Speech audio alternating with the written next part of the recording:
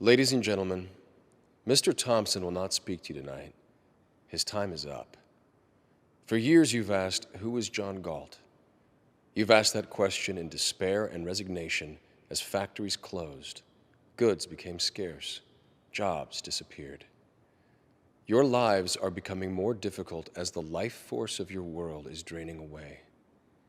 You have asked that question without expecting an answer. I'm here to answer it. This is John Galt speaking.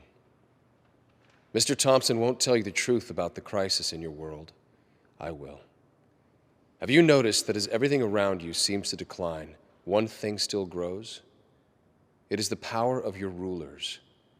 None of their plans and directives have solved your problems or made your life better. The only result has been their increased control over you at the cost of your freedom.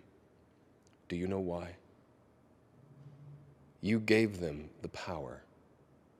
They called for your sacrifice, and you thought it was noble.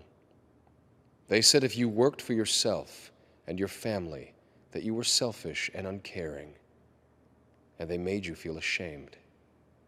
They denounced the leaders of industry as greedy exploiters, the Ellis Wyatts, the Hank Reardons, and again, you agreed.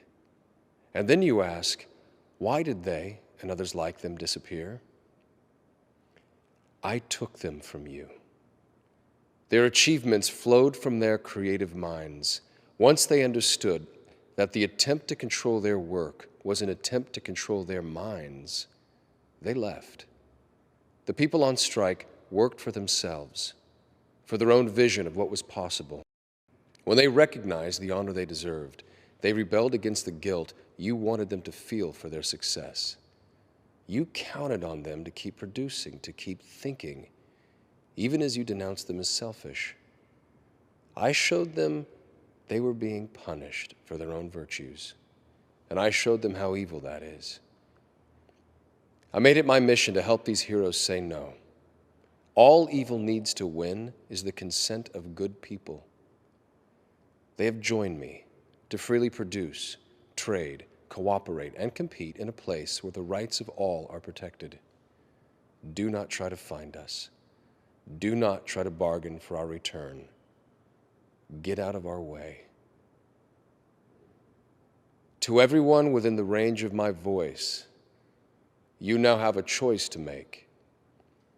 If you decide to support the notion of sacrifice enforced by the state, your game is up. Your world is in a downward spiral, and you will ride it down to destruction. But if you share the values of our strike, if you believe that your life is a sacred possession for you to make the most of, if you want to live by the judgment of your own mind, not edicts from the state, then follow our lead.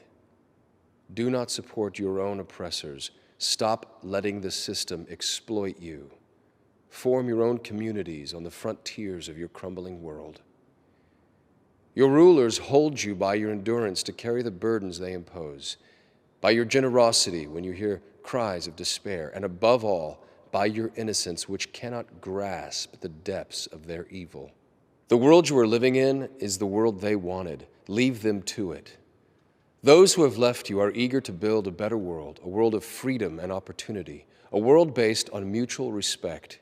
In that world, you will rise in the morning with the spirit you knew in childhood, the spirit of eagerness and adventure, and the confidence that the world is what it is and is there for you to discover. In that world, you will not receive alms, nor pity, nor forgiveness of sins, but honor, respect, and justice. Don't let the fire go out spark by irreplaceable spark in confusion and despair. Be sure of your path. The world you desire can be won. It exists. It is real. It is possible. It is yours.